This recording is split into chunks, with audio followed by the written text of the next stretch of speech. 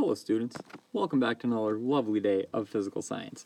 In this video lesson, we are going to be learning about ions.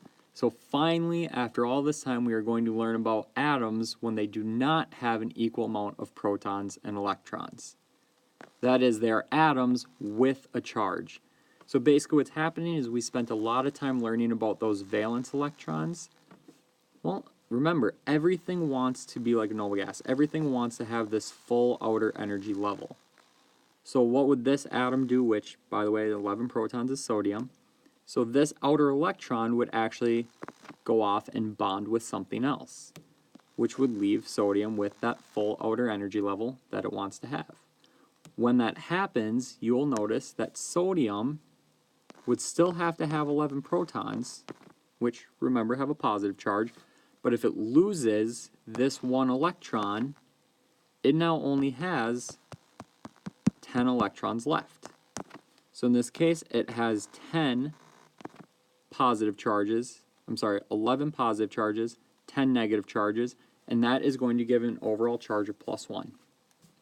Another way to think about it is just remember that protons have that positive charge. So if we have 11 protons, we have 11 positive charges. Electrons have a negative charge, so we'd have 10 negative charges. Plus 11 minus 10 would leave sodium with an overall charge of +1. That's going to be the main idea behind today's lesson. Here we have an atom of fluorine. We have, and I like to look at these as before electrons transfer and after electrons transfer. So before electrons transfer, fluorine has 9 protons, because that's the definition of fluorine, and before any transfer, it has 9 electrons, because that's what we've learned, atoms are neutral, that is, they have an even number of protons and electrons. So what's going to happen with fluorine is fluorine, notice that it has 7 electrons in its outer energy level, and if you take a look at fluorine on the periodic table, you will notice that fluorine is so close to being like neon. It is so close to being like noble gas. So fluorine is desperate to gain just one more electron. So that's what it's going to do. It would gain that one electron, and when that happens, so now we're going to look at our after here, it would have 9 protons. Again, I like to just think about this as being like +9, because protons have a positive charge. But now it's going to have 10 electrons. Again, think about this as being like a -10. So therefore, this fluorine, after gaining an electron, has a charge of -1. Now be careful with this. A lot of times students are like, but it gained an electron. Why would it have a negative charge? Well, remember, electrons have a negative charge. So if it takes on more negative charge, it's going to be overall negative.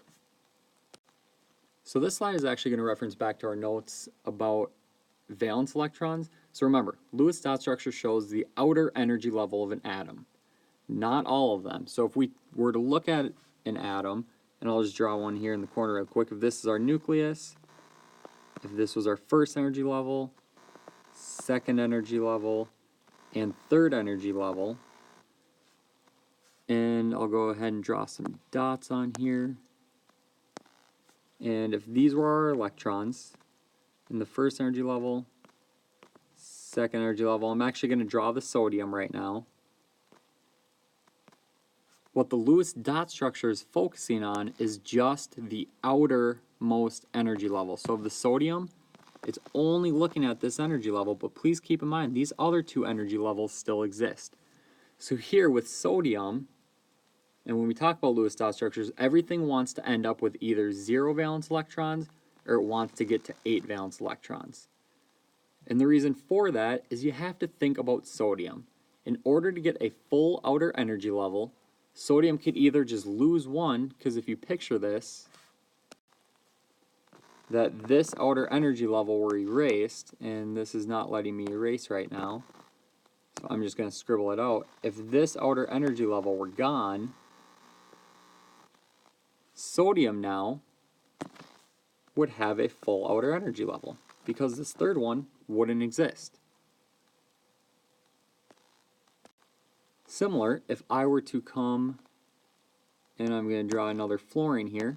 If I were to draw a fluorine down in this corner, we would have our nucleus. We'd have the first energy level and the second energy level. And I'll add the electrons on there.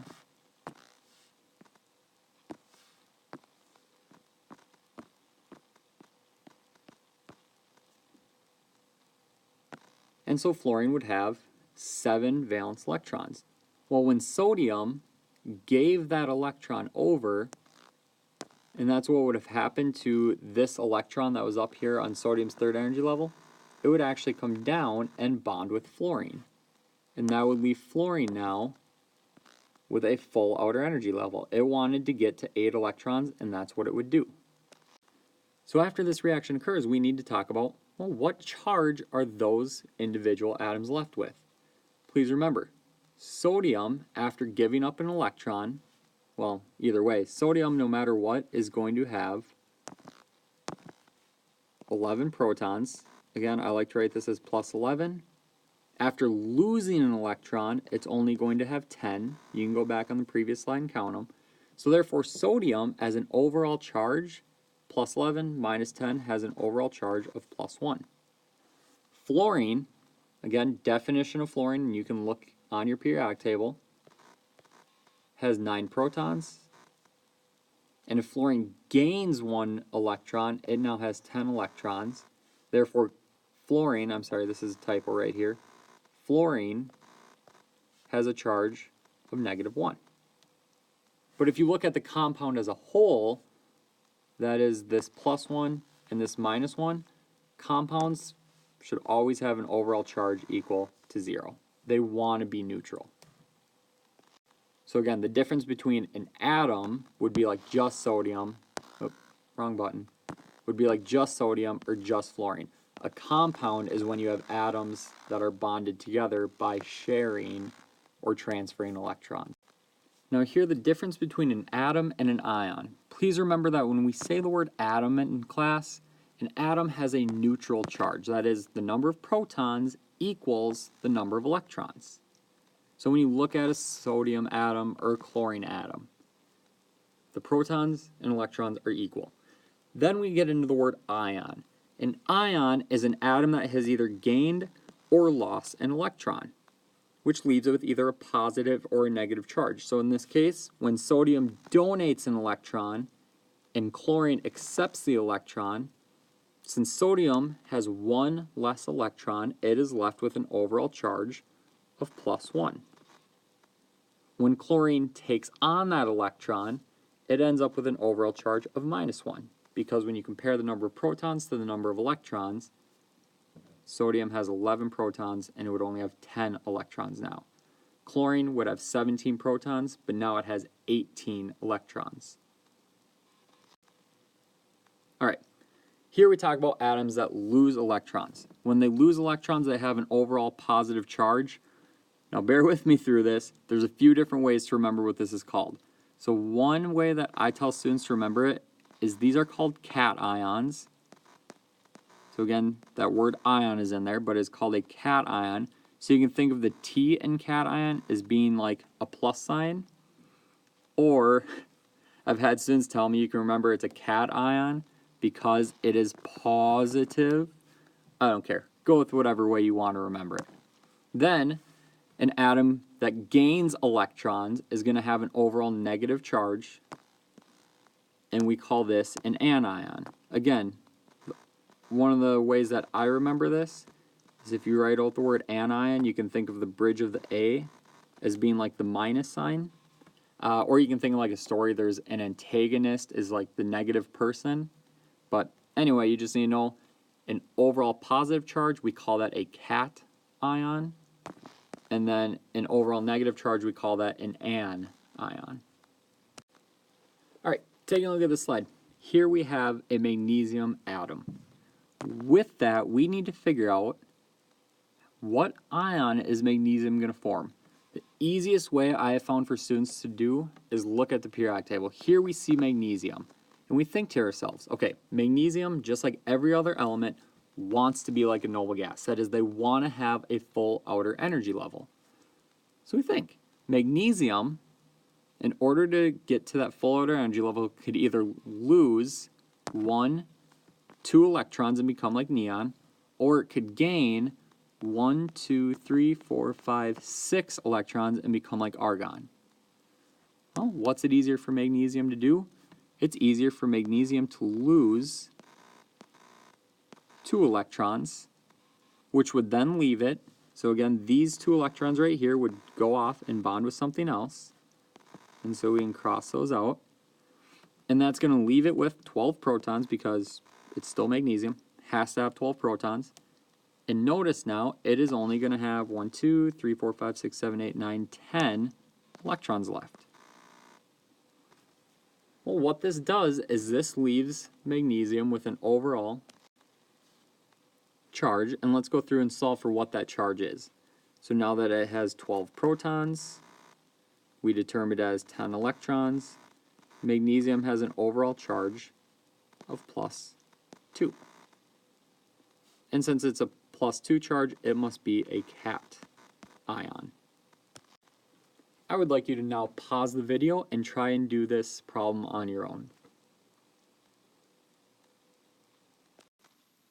Alright, now that you've had time to try the problem out on your own, let's go through and solve for this one.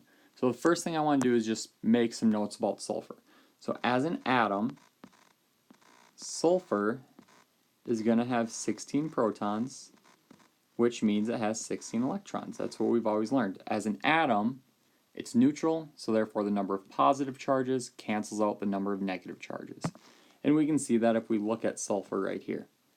Now we're talking about ions. So we need to look at, well, as an ion, what is sulfur going to do?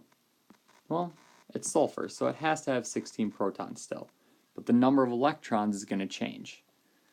So if we look at sulfur, we remember that everything wants to become like a noble gas. So sulfur could either lose 1, 2, 3, 4, 5, 6 electrons and become like neon, or it could gain 1, 2 electrons and become like argon. So what is sulfur going to do? It's going to gain 1, 2 electrons, and if it does that, it still has 16 protons, but now it's going to have 18 total electrons. And so we write that in here. Sulfur is going to gain 2 electrons, so it now has 16 protons, and it has 18 electrons. And again, look at this just like a simple math problem. If you have 16 protons, you have 16 positive charges. You have 18 electrons, you have 18 negative charges. So therefore, you have an overall charge, I'm sorry, not of +2. You have an overall charge of -2. So sulfur has an overall charge of -2. And the way that we write this a lot of times is S. So we write the symbol for the element, and then we just write the charge. Now what I would like you to do is just pick a random element. So pick any element you want. A lot of times students will pick, within the first 18, but really you can pick any element.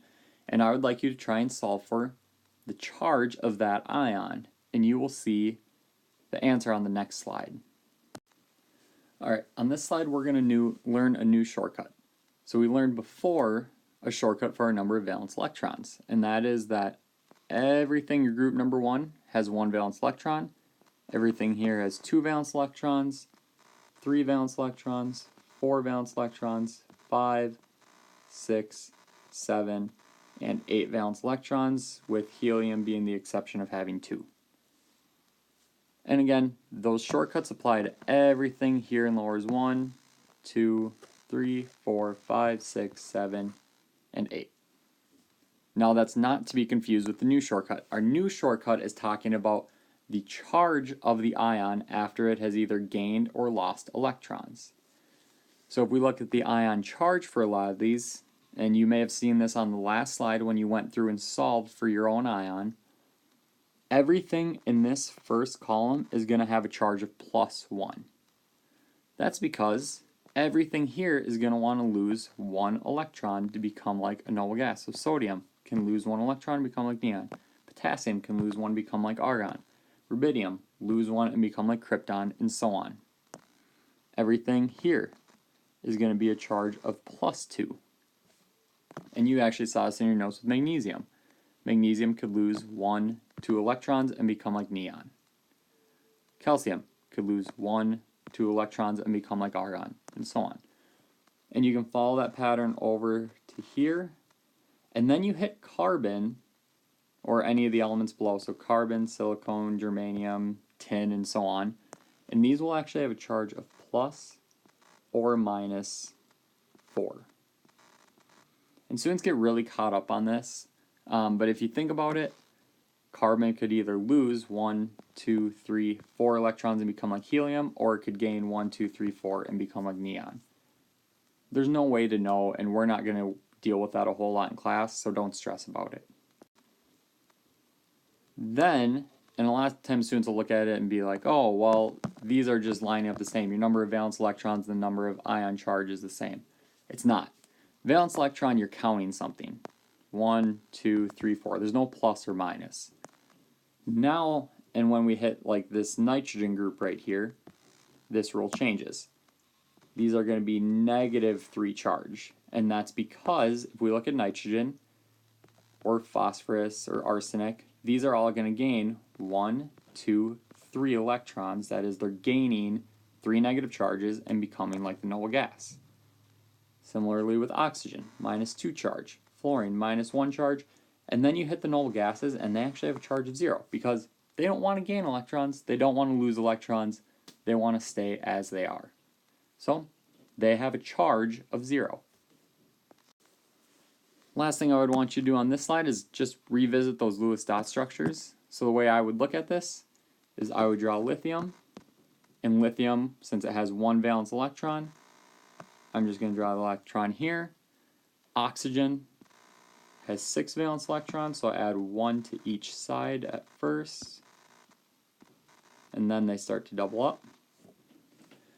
And now to show the bonding, well, lithium is going to want to lose 1 electron, so I'll draw that one transferring to here.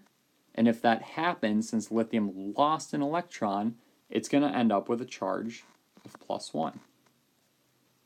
But then we take a look at this, and this lithium is happy. It lost that 1 electron. Oxygen, however, is not happy because it still has this one spot right here where it needs another electron. So what's going to happen? Well, it's going to find another lithium to bond with. So I'm going to draw another lithium atom. It has that extra electron, and that electron is going to come over here and bond with oxygen. And when that happens, this lithium now has a +1 charge because, again, it lost an electron, so it now has more protons than it does electrons. And oxygen is going to take that electron. And since oxygen now has these 2 extra electrons here, it has an overall charge of -2. And that would be the bonding of lithium and oxygen. And this chemical would have a compound of Li2, because we have 2 lithiums, and then O, similar to H2O.